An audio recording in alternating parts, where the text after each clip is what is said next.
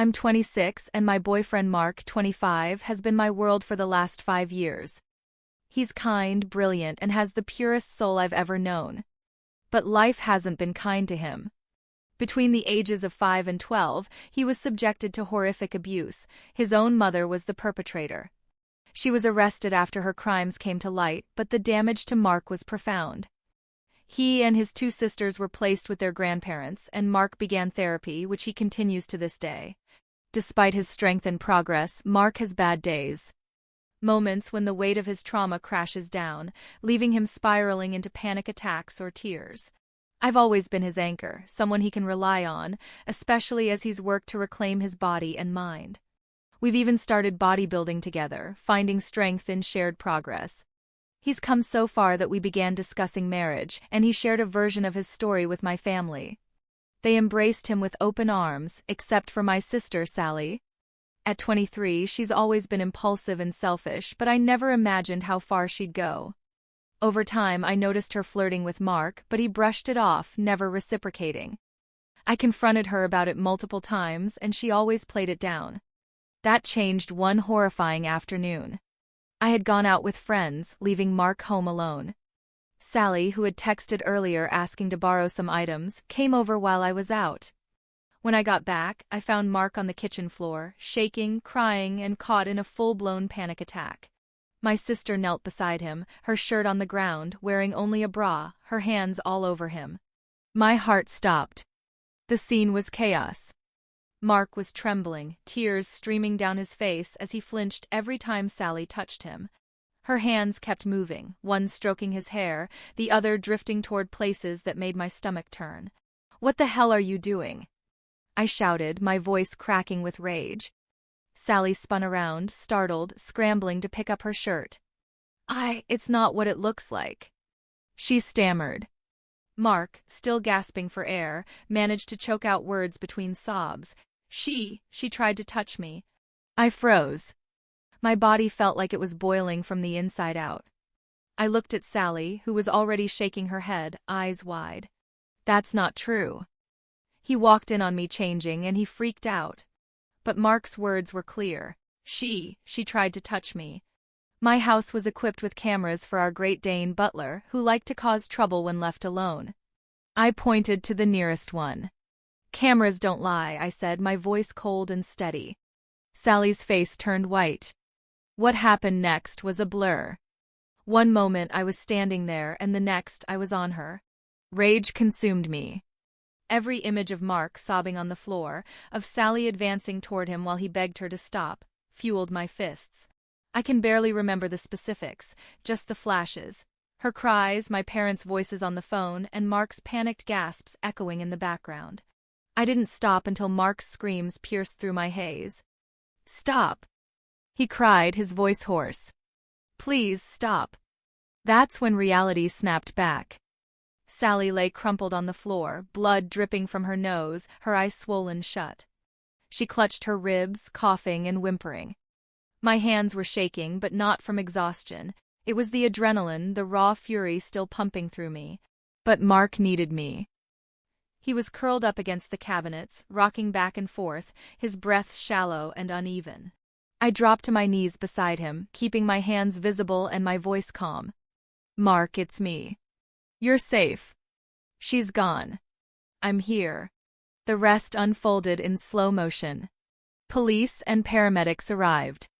Sally, limping and beaten, tried to plead her case, but the officers weren't buying it. Mark, wrapped in a blanket and still shaking, quietly recounted what happened. His words matched the silent footage from the cameras. Sally advancing on him, ignoring his protests, touching him in ways she had no right to. The image of her grinding against him as he tried to push her away will haunt me forever. The days that followed were a storm of legal proceedings, shattered relationships, and devastating realizations. My parents were stunned when I told them what Sally had done, but when they saw the footage, any lingering doubt vanished. My mother stayed by Mark's side while my father drove to the hospital to check on Sally, though his anger toward her was palpable. Mark was a shell of himself. That night had broken something in him that we'd spent years building back up. He couldn't sleep in the same bed as me for months, flinching at even the softest touch. His panic attacks became more frequent, and his therapist had to intensify their sessions. It felt like the years of progress we had made were ripped away in an instant. As for Sally, the evidence against her was overwhelming. The footage, while silent, painted a damning picture. Her half-naked figure advancing on Mark, ignoring his attempts to push her away. The way she touched him, the predatory persistence in her body language, it was enough to make my blood boil all over again. She claimed she was trying to help him through a panic attack, but no one believed her. When the case went to court, I pressed charges for Mark, filing for emotional trauma and sexual battery. Sally tried to countersue me for the injuries I'd inflicted during the fight, but it was a weak attempt.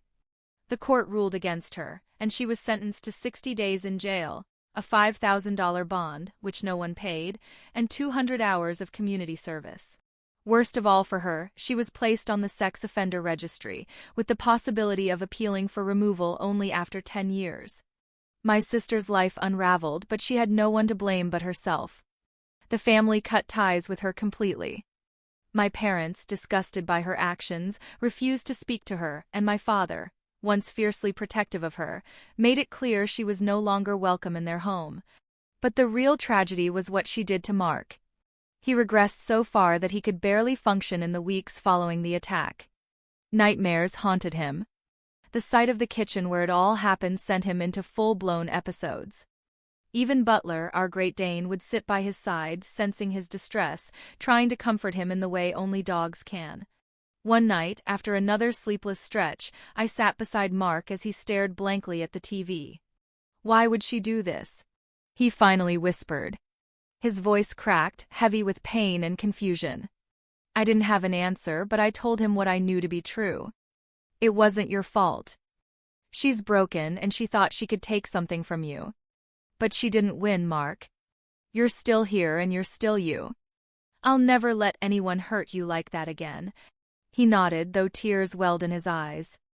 It was the first time I saw a glimmer of the man I'd fallen in love with since that terrible day.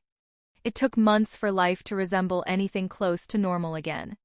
Mark's progress was slow, and some scars, both physical and emotional, might never fully heal. He still flinches when someone moves too quickly, still avoids spaces where Sally's presence lingers in memory. But through it all, he's fought to reclaim the peace she tried to shatter. My own emotions were complicated. I wasn't proud of what I did to Sally, but I couldn't bring myself to regret it either.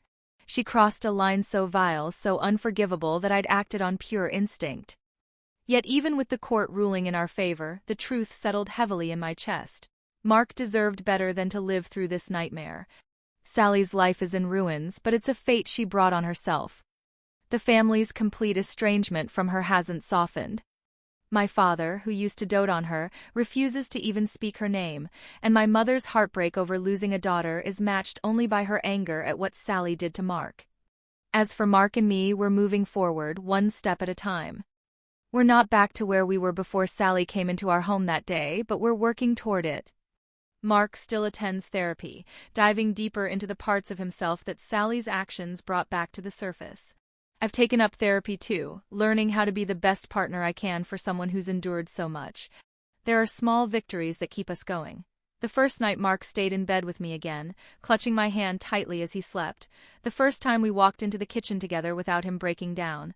The laughter we shared while watching one of our favorite movies, skipping past the parts he still can't handle.